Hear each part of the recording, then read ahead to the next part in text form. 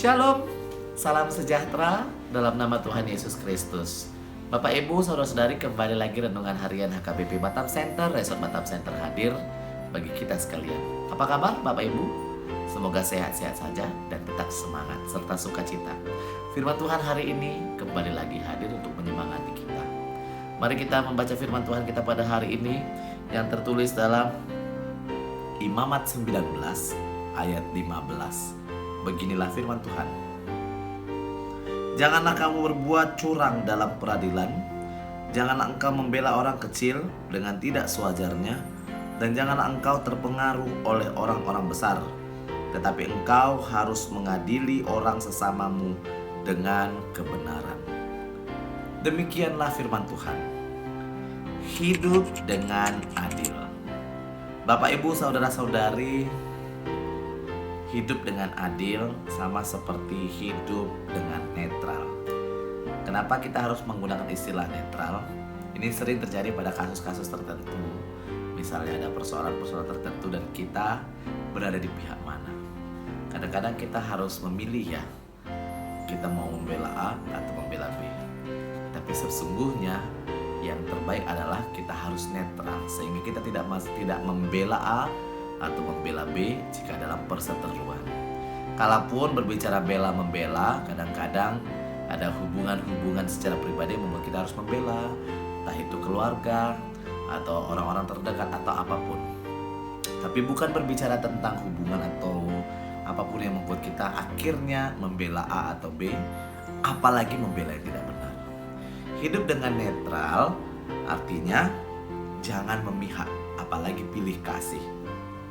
Firman Tuhan hari ini mengingatkan kita untuk mari hidup dengan netral, hidup dengan adil, tidak memihak, tidak pilih kasih, apalagi membela yang tidak benar. Ini yang salah. Mari Bapak Ibu saudara-saudari, melalui firman Tuhan hari ini kita diingatkan agar kita tidak memihak demi keuntungan pribadi. Jadi saya tidak semata-mata mengingatkan atau mengajak Bapak Ibu untuk tidak membela ini dan itu, sebab terkadang kita memiliki hati untuk membela ya.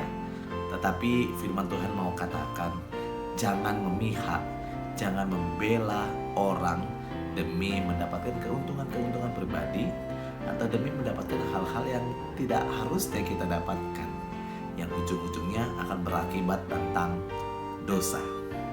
Bapak Ibu saudara-saudari, jika karena kita kasihan kepada orang, maka mungkin kita membela ya. Mungkin ini tidak salah kalau karena kita kasihan kita akan membela. Tapi jangan mengubah berita. Artinya kita kasihan kepada pihak-pihak kecil, tapi akhirnya kita menjadi berbohong. Ini sangat-sangat salah. Firman Tuhan saja katakan, jangan membela orang kecil dengan tidak sewajarnya. Bukan karena orang kecil sehingga kita harus membela, tapi tidak ada kejujuran. Sebaliknya, Bapak Ibu, saudara-saudari sekalian, jika karena demi keuntungan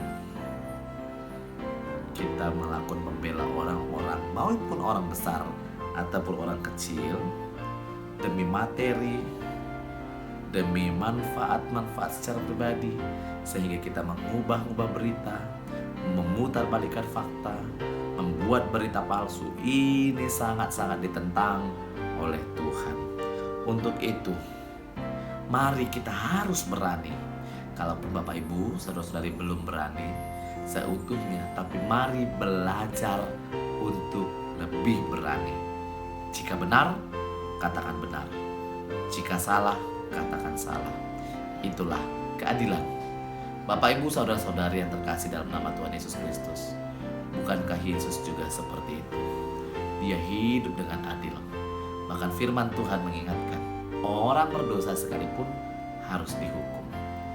Mari kita melihat bukan dari sudut hukumannya, tapi kita melihat dari sudut konsistensinya, dari sudut bahwa kalau kita harus berdiri di pada posisi yang netral, tidak membela A, B, C, D atau yang lainnya demi hal-hal tertentu, tapi hiduplah dengan adil sehingga keadilan ini boleh benar-benar ditegakkan. Bapak Ibu, saudara-saudari, kalau tadi saya katakan benar harus dikatakan benar, salah maka harus dikatakan salah. Sebab Tuhan sendiri, Dia setia juga dengan keadilannya. Dan kita harus tetap belajar dan belajar untuk hidup sesuai dengan kehendak Tuhan. Kita tidak boleh berbuat curang. Curang sama dengan membuat kebohongan. Kita tidak boleh mengubah fakta. Tapi kita mari berbicara karena fakta.